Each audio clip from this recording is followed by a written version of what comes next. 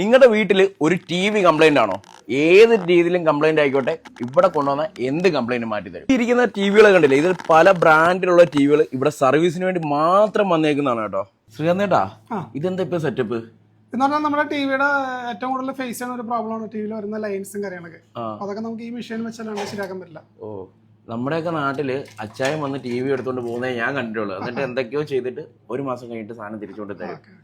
ഇതപ്പോ നമുക്ക് എന്ത് പ്രശ്നം ഉണ്ടെങ്കിലും ഇത് മാറ്റും.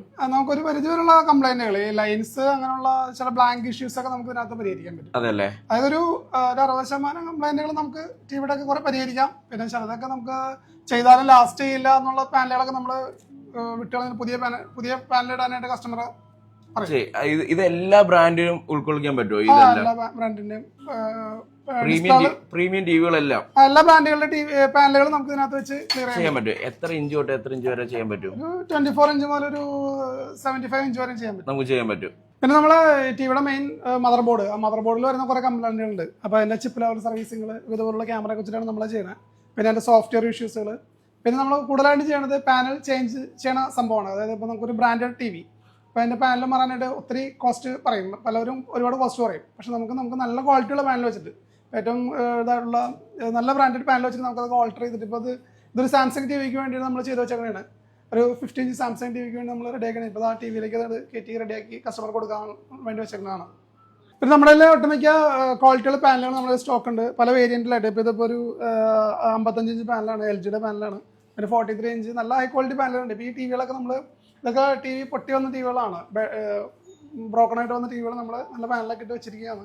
അപ്പോൾ ആ ടി വി ആയാലും നല്ല ഹൈ ക്വാളിറ്റി 70,000-70,000 രൂപ വരുന്ന ടി വിയാണത്.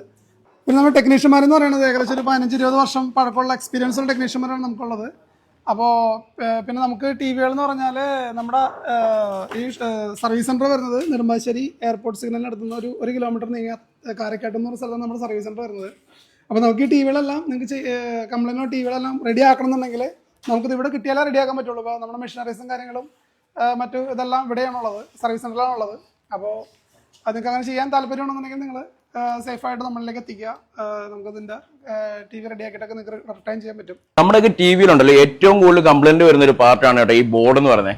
ഈ ബോർഡ് മാറാൻ നല്ല എമൗണ്ട് വേണ്ടി വരും. പക്ഷെ ഇവിടെ കൊണ്ടുവന്ന നിസ്സാര പേയ്മെന്റ് കൊടുത്താൽ ഇത് ഈസി ആയിട്ട് നിങ്ങൾക്ക് റിപ്പയർ ചെയ്ത് കിട്ടുകയും ചെയ്യും. സ്പോട്ട് മറക്കണ്ട, നമ്മുടെ നെടുമ്പാശ്ശേരി അത്താണിയിലാണ് ഐറസ് ഇലക്ട്രോണിക്സ്. അപ്പം ധൈര്യമായിട്ട് നമ്മുടെ വീട്ടിലെ ടി വികൾ എന്തെങ്കിലും ഉണ്ടെങ്കിൽ റിപ്പയർ ചെയ്യാൻ ഇവിടെ കൊണ്ടുവന്ന് താഴെ നമ്പരും കാര്യങ്ങളും ഞാൻ കൊടുത്തിട്ടുണ്ട്.